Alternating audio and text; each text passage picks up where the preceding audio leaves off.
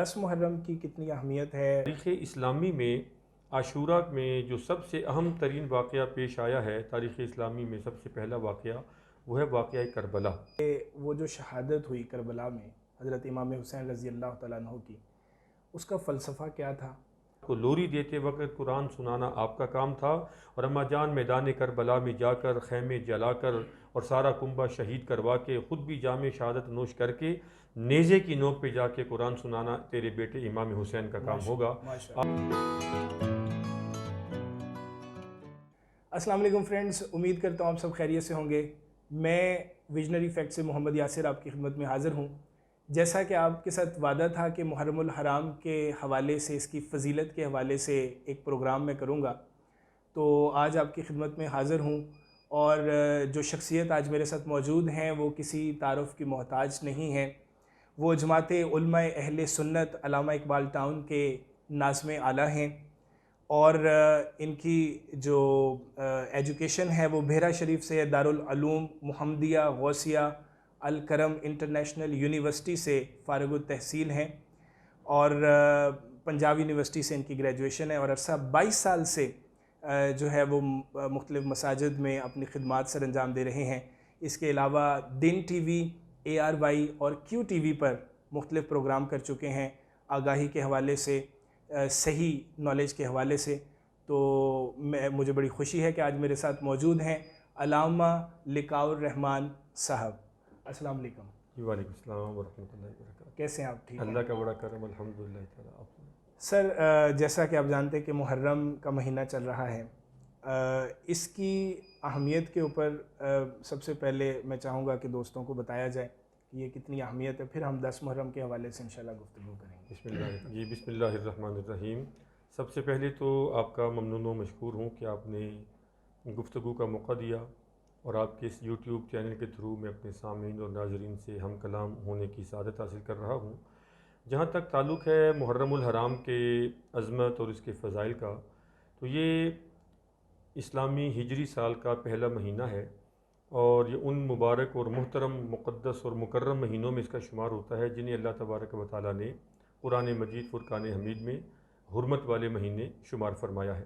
تو اس مہینے کی جو عظمت ہے وہ شروع سے ہی وہ چلتی آ رہی ہے۔ اس کا تعلق صرف تاریخ اسلامی کے ساتھ نہیں بلکہ تاریخ انسانی کے ساتھ بھی ہے، حتیٰ کہ نبی کریم صلی اللہ علیہ وآلہ وسلم کا فرمان ہے کہ رمضان المبارک کے روزوں کے بعد زیادہ پسندیدہ روزے اللہ تبارک و تعالیٰ کی بارگاہ میں جو ہیں وہ محرم الحرام کے مہینے میں بندہ جتنے بھی روزے رکھ سکے، بالخصوص پہلے عشرے کے روزے جو ہیں ان کا بڑا مقام اور بڑی فضیلت ہے۔ اس طرح اللہ تبارک و تعالیٰ نے اس مہینے کو یہ عظمت عطا فرمائی ہے کہ ہم اگر تاریخ انسانی کے حوالے سے اس کو دیکھیں تو حضرت آدم علیہ السلام کو اللہ پاک نے زمین پر جب اتارا تو بعض روایات کے مطابق 300 سال تک آپ اللہ کی بارگاہ میں اشک بار رہے اور گریہ کنا رہے، اور 300 سال کے بعد آپ کی جب توبہ قبول ہوئی ہے تو وہ یہ حرمت والا محرم الحرام کا ہی مہینہ تھا۔ اور حضرت یوسف علیہ السلام کے بھائیوں نے آپ کو جب کنویں میں پھینکا تو محرم الحرام کا ہی مہینہ تھا۔ اور اسی طرح بنی اسرائیل کو جب اللہ تبارک و تعالیٰ نے فرعون کے ظلم و استبداد سے نجات عطا فرمائی تو محرم الحرام کا ہی مہینہ تھا۔ اور اسی طرح تقریباً سب کو معلوم ہے کہ جب قیامت بپا ہوگی، قیامت آئے گی تو وہ بھی محرم الحرام کے ہی مہینے میں ہوگی۔ تو ہر حوالے سے اس کو جو ہے وہ بڑی عظمت اور فضیلت حاصل ہے، تاریخ انسانی کے حوالے سے بھی اور تاریخ اسلامی کے حوالے سے بھی۔ جی اچھا، بالکل درست فرمایا آپ نے۔ تو بالخصوص اب آ جاتے ہیں 10 محرم کے حوالے سے، کہ 10 محرم کی کتنی اہمیت ہے، اس کے حوالے سے تھوڑی سی روشنی ڈالیں۔ جی 10 محرم الحرام کے حوالے سے اگر ہم اس میں غور و فکر کرتے ہیں تو 10 کے لفظ کو عربی زبان میں عشر کہا جاتا ہے۔ عشر کا معنی ہوتا ہے 10، جس طرح انگلش میں ہم 10 کا لفظ بولتے ہیں، تو عشر سے ہی بنا ہے عاشوراء، یعنی 10ویں محرم الحرام کو عاشوراء کے نام سے بھی یاد کیا جاتا ہے۔ اور عاشوراء کے بڑے فضائل ہیں۔ تاریخ اسلامی میں عاشوراء میں جو سب سے اہم ترین واقعہ پیش آیا ہے، تاریخ اسلامی میں سب سے پہلا واقعہ وہ ہے واقعہ کربلا۔ اور تاریخ انسانی کے اندر بے شمار ایسے واقعات ہیں جو 10 محرم الحرام کو رونما ہوئے ہیں اور وقوع پذیر ہوئے ہیں۔ تو 10 محرم الحرام نبی کریم صلی اللہ تعالیٰ علیہ وآلہ وسلم جب ہجرت فرما کر مدینہ پاک میں تشریف لائے تو آپ نے دیکھا کہ یہودی لوگ 10ویں محرم کا روزہ رکھا کرتے تھے. تو حضور اکرم صلی اللہ علیہ وآلہ وسلم نے ان سے پوچھا کہ ما ھذا، یہ روزہ کیسا ہے؟ تو انہوں نے کہا جی کہ 10 محرم الحرام کو اللہ تعالیٰ نے بنی اسرائیل کو یعنی ہمیں یہودیوں کو فرعون کے ظلم سے نجات دی تھی. تو حضرت موسیٰ علیہ السلام 10ویں کا روزہ رکھا کرتے تھے. تو نبی کریم صلی اللہ علیہ وآلہ وسلم نے ارشاد فرمایا انا احق بموسیٰ منکم، یا یہودیوں تمہارے مقابلے میں مجھے زیادہ حضرت موسیٰ علیہ السلام سے نسبت حاصل ہے. تو آپ نے 10 محرم الحرام کا روزہ رکھنے کا حکم عطا فرمایا. اور ایک روایت میں یہ آتا ہے کہ 10 محرم الحرام کی اتنی فضیلت ہے کہ جو بندہ 10 محرم الحرام کا روزہ رکھے تو نبی کریم صلی اللہ علیہ وآلہ وسلم نے فرمایا اس دن کا روزہ مجھے اللہ سے امید ہے ان یکفرا، کہ وہ پچھلے سارے سال کے گناہوں کی معافی کا ذریعہ بن جائے گا. 10 محرم الحرام کا اتنا مقام اور اتنا مرتبہ ہے. پھر علماء کرام نے حضرت سفیان ثوری تابعین میں سے بہت بڑے بزرگ گزرے ہیں، روایات میں آتا ہے کہ من وسع علی عیالہ یوم عاشوراء وسع اللہ علیہ سائر سنتہ، کہ جو بندہ 10 محرم الحرام کو دل کھول کر خرچ کرتا ہے بالخصوص اپنے اہل و عیال پر، اپنے گھر والوں پر، تو اس کی برکت سے 10 محرم الحرام کی برکت سے اللہ تبارک و تعالیٰ اسے سارا سال فراخی رزق اور کشادگی کی نعمت سے مالا مال فرماتا ہے. 10 محرم الحرام کو حضرت امام علی مقام امام حسین سید الشہداء نے کربلا کے اندر بھی اپنا سارا کنبہ جو ہے وہ راہ خدا میں قربان کر کے شہید کر کے اپنے کنبے والوں کے خون سے دین اسلام کے شجر کی آبیاری کر کے اس 10 محرم الحرام کی فضیلت میں مزید اضافہ فرمایا ہے. بے شک، ماشاء اللہ.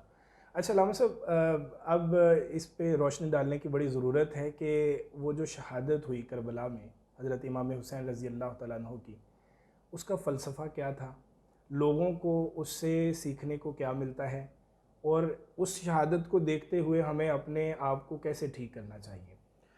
جی، اس پر میں 2 حوالے سے گزارشات پیش کرنا چاہوں گا. ایک تو یہ ہے کہ شہادت امام علی مقام اور آپ کے افراد جو آپ کے ساتھ آپ کے رفقات تھے ان کی شہادت کا فلسفہ کیا تھا، اور دوسرا یہ تھا کہ ایسے افراد جو معاشرے کے اندر ہمیں تیار کرنے ہیں ان کے پیچھے بھی کوئی محرک ہونا چاہیے. میں اکثر عرض کیا کرتا ہوں کہ حضرت امام علی مقام نے میدان کربلا میں آ کر کے جو شہادت کا جام نوش کیا ہے اور اپنے رفقا کی شہادتوں کو دین اسلام کی خاطر جو ہے وہ قبول کیا ہے، اس کی وجہ یہ تھی کہ امام علی مقام آج ہر بندہ سیرت حسینی اور کردار حسینی کی بات بھی کرتا ہے، اس پر تڑپتا بھی ہے اور اس جیسا ایک جذبہ رکھنے کے لیے بےتاب اور بے قرار بھی ہے. لیکن ہمیں امام علی مقام کی بارگاہ میں ہزاروں لاکھوں کروڑوں سلام پیش کرنے چاہیے اور پیش کرتے بھی ہیں. پر ان سلاموں کو پیش کرنے سے پہلے ہمیں یہ دیکھنا ہوگا کہ امام علی مقام کی جو تربیت کرنے والی مقدس ذوات ہیں، بالخصوص حضرت سیدہ خاتون جنت سیدہ فاطمۃ الزہرا سلام اللہ علیہا، جنہوں نے حق ادا کر دیا ہے کہ وہ جس وقت ان کے لیے آٹا گوندتی ہیں تو قرآن کی تلاوت جاری ہے، رات کے وقت جب لوری دیتی ہیں تو قرآن کی تلاوت جاری ہے، بچوں کے سر پہ کنگھی پھیرتی ہیں تو قرآن کی تلاوت جاری ہے. بچوں کی تربیت میں قرآن مجید کو اتنا انہوں نے شامل کر دیا تھا کہ آج جو ہے وہ ہر انسان جانتا ہے کہ قاری کربلا کے لقب سے آپ کو ملقب کیا جاتا ہے. آپ نے جب شہادت کا جام نوش کیا ہے تو نیزے کی نوک پہ جا کر کے آپ کی اس سر انور سے تلاوت قرآن مجید فرقان حمید کی آواز آئی ہے اور سننے والوں نے سماعت کی ہے. اس پر محدثین و مفسرین کرام فرماتے ہیں کہ حضرت امام علی مقام نے گویا تربیت مادر سے آغوش مادر میں ہی وعدہ کر لیا تھا کہ اماں جان ہر لمحے اور مرحلے پر قرآن آپ نے سنایا ہے، حتیٰ کہ آٹا گوندتے وقت، ہمارے منہ میں نوالا ڈالتے وقت، ہمارے بالوں میں کنگھی دیتے وقت، رات کو لوری دیتے وقت قرآن سنانا آپ کا کام تھا. اور اماں جان میدان کربلا میں جا کر خیمے جلا کر اور سارا کنبہ شہید کروا کے خود بھی جام شہادت نوش کر کے نیزے کی نوک پہ جا کے قرآن سنانا تیرے بیٹے امام حسین کا کام ہوگا. آج دنیا امام حسین کی عظمت کو سلام کرتی ہے، کرنا بھی چاہیے اور ہم بھی کرنے والوں میں ہیں بحمداللہ تعالیٰ.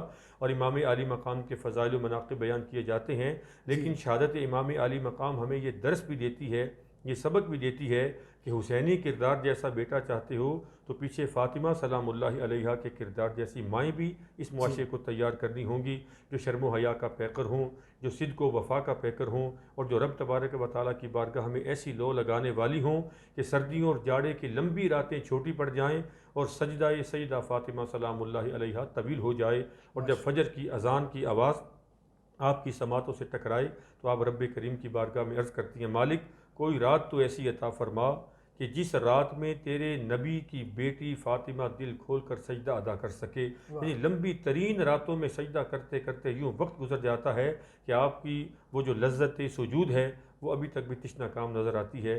تو جب تک یہ مصلی کا نور، سجدوں کا نور ہماری ماؤں بہنوں بیٹیوں کو عطا نہیں ہوگا، ان کی کوکھ سے پیدا ہونے والے بچے سیرت حسینی اور کردار حسینی کے مالک نہیں بن سکتے۔ اور اس فلسفہ شہادت کا جو مقصد تھا وہ یہ تھا، حضرت امام علی مقام نے اپنا تن من دھن سب کچھ، حتیٰ کہ اپنا کنبہ کس کا جی چاہتا ہے، چھوٹا بیٹا 6 مہینے کا حضرت علی اصغر رضی اللہ تبارک و تعالیٰ عنہ، وہ بھی آپ نے پاس اپنے بچا کے نہیں رکھا، امت کو پیغام دیا کہ یہ دین ہمیشہ جو ہے وہ قربانی مانگتا ہے، مالی قربانی ہو، جسمانی قربانی ہو، تن من دھن کی قربانی مانگتا ہے۔ ہم تو بائی برتھ مسلمان پیدا ہوئے ہیں، ہمیں تو پتہ ہی نہیں کہ ہم نے کس وقت کلمہ پڑھا ہے، نہ ہمیں اسلام اور ایمان کی بولی اور قیمت دینا پڑی ہے۔ قیمت تو وہ لوگ دے گئے ہیں اور روزے وہ رکھ گئے ہیں اور عیدیں ہم لوگ کر رہے ہیں۔ بے شک اگر اس کو دیکھا جائے تو امام علی مقام رضی اللہ تبارک و تعالیٰ عنہ کی شہادت بہت بڑا اپنے اندر فلسفہ سموئے ہوئے ہے اور پیغام پوری کائنات کے لیے۔ اور دیکھیں اسی شہادت کا آپ نے اپنا تن من دھن کنبہ سب کچھ قربان کر دیا، اور 56 برس کی عمر میں آپ کی شہادت ہوئی ہے، ساری زندگی آپ نے مدینہ پاک میں گزاری ہے۔ آج لوگ 56 منٹ مدینہ پاک میں گزاریں، واپس آتے وقت دل خون کے آنسو روتا ہے، کس طرح انہوں نے مدینہ پاک والوداع کہا ہوگا، لیکن دین اسلام کے شجر کی آبیاری کے لیے آپ نے سب کچھ قربان کر دیا، نانا جان کا شہر بھی قربان کر دیا، اور آپ کی والدہ ماجدہ سیدہ فاطمۃ الزہرا سلام اللہ علیہا کی قبر انور بھی جنت البقیع میں ہے۔ یعنی جہاں پر آپ کا بچپن گزرا، جوانی گزری اور پھر آگے بڑھاپے کے ایام، سب کچھ قربان کر کے امام علی مقام نے آ کر کے بتا دیا اللہ تبارک و تعالیٰ کے دین کی سر بلندی کے لیے۔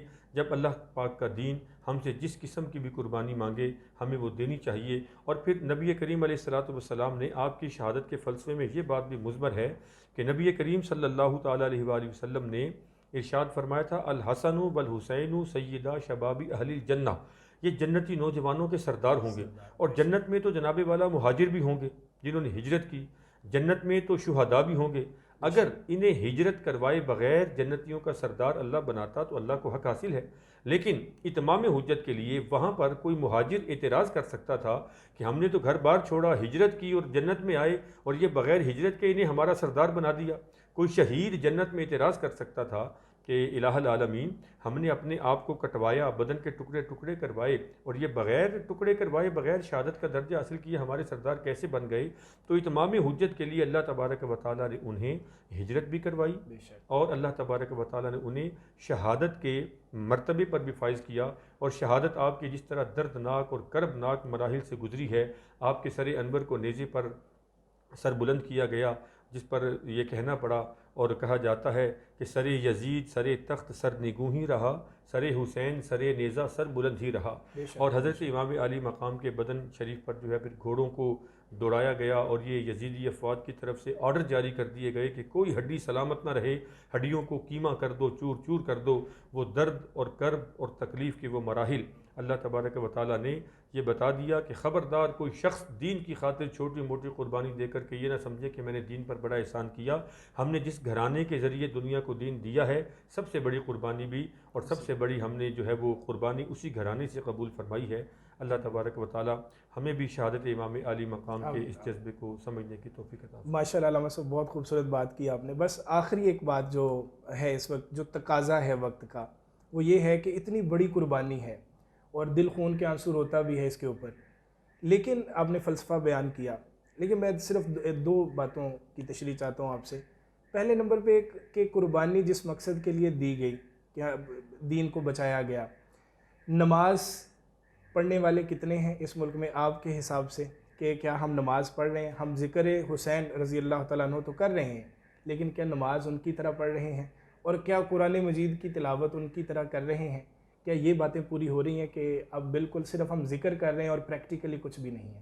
جی بسم اللہ الرحمن الرحیم، بڑا خوبصورت یہ سوال ہے۔ اس کو اگر ہم پیغام شہادت امام عالی مقام کے عنوان سے موسوم کریں تو بالکل بے جانا ہوگا۔ حضرت امام عالی مقام نے اس ہجرت کے دوران بھی اور پھر میدان کربلا میں پہنچ کر کے بھی کوئی نماز آپ کی قضا نہیں ہوئی، اور آپ کی جو شہادت ہوئی ہے وہ نماز ظہر کے بعد ہوئی ہے، اور آپ نے اس وقت بھی نماز ظہر کو قضا نہیں کیا ہے، اور جس طرح بھی بن پڑی ہے رب تبارک و تعالیٰ کی بارگاہ میں سر بسجود ہونے کے لیے آپ نے کوئی لمحہ فروغ گزاشت نہیں کیا ہے، جبکہ آج ہماری زبانوں پر نعرے تو حسینیت کے ہیں، لیکن نظام جو یزیدیت کا ہے، خواہشات اور تمنائیں یزیدیت کی جو ہیں انہیں ہم نے سینے سے لگایا ہوا ہے۔ تو حضرت امام عالی مقام کا پیغام یہی ہمیں شہادت پیغام دیتی ہے کہ ہمیں نماز میں بھی غفلت اور سستی نہیں کرنی چاہیے، اور تلاوت قرآن مجید تو جس طرح میں نے عرض کیا نا، وہ تو ان کی گھٹی میں تھی اور ان کے رگ و پے میں سما گئی تھی کہ والدہ نے اور والد نے اور جس گھرانے میں نانا کریم صلی اللہ تعالیٰ علیہ وآلہ وسلم سے جو انہوں نے تربیت پائی تھی وہ سارے کا سارا قرآن مجید کا ہی نور تھا۔ آج میں یہاں پر پیغام شہادت امام عالی مقام کے حوالے سے یہ بھی عرض کرنا چاہوں گا، ایک لمحہ فکریہ ہے، تھوڑی دیر کے لیے سوچیں۔ آج چلیے سوشل میڈیا کا جو ہے نا وہ دائرہ کار بڑا وسیع ہے، آپ اس کے ایک جز کو لیں، سوشل میڈیا کا ایک جز ہے واٹس ایپ۔ ہر بندہ اپنے واٹس ایپ پر اپنے دوستوں کو بھی دیکھتا ہے، خود بھی دیکھتا ہے کہ میرے دوست کا لاسٹ سین کیا تھا۔ لاسٹ سین کا مطلب ہے کہ وہ آن لائن لاسٹ ٹائم کب ہوا تھا۔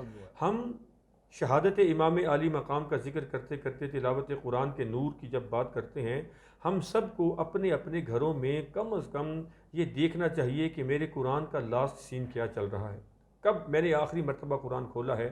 قرآن مجید فرقان حمید آج ہمارے گھروں میں بند پڑا ہے۔ پیغام شہادت امام عالی مقام یہ ہے کہ ہمیں قرآن مجید کے ساتھ بھی لو لگانی چاہیے۔ قرآن مجید کو پڑھنے والے اور قرآن مجید کو سمجھانے والے لوگوں میں ہمیں اپنے آپ کو شامل کرنا چاہیے، وگرنہ صرف زبان کے ساتھ نعرے لگا کر کے یا ذکر اذکار کر کے ہم کوئی امام عالی مقام کی غلامی کا صحیح معنی میں ثبوت دینے میں کامیاب نہیں ہوں گے۔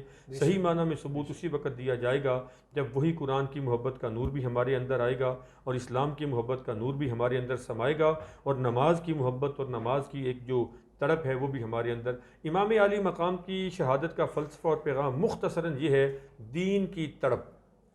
اللہ وہ تڑپ اور ولولہ اور جذبہ عطا فرما دے تو آپ سمجھیں کہ آپ کو نور سیرت حسینی نصیب ہو رہا ہے۔ آمین۔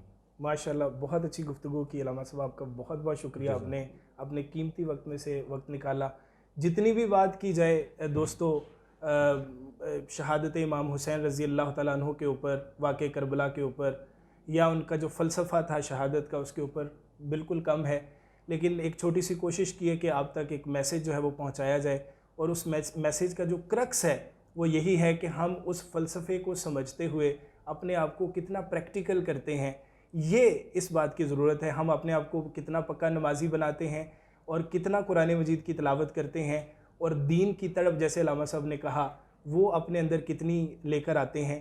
یہی مقصد تھا میرا آپ تک ایک میسیج پہنچانے کا، کہ زبان سے کہہ بھی دیا لا الہ تو کیا حاصل، دل و نگاہ جو مسلمان نہیں تو کچھ بھی نہیں۔ انشاءاللہ میں کوشش کروں گا کہ اس طرح کی اور ویڈیوز آپ کے سامنے لاتا رہوں۔ تب تک اپنا خیال رکھیے گا۔ اللہ حافظ۔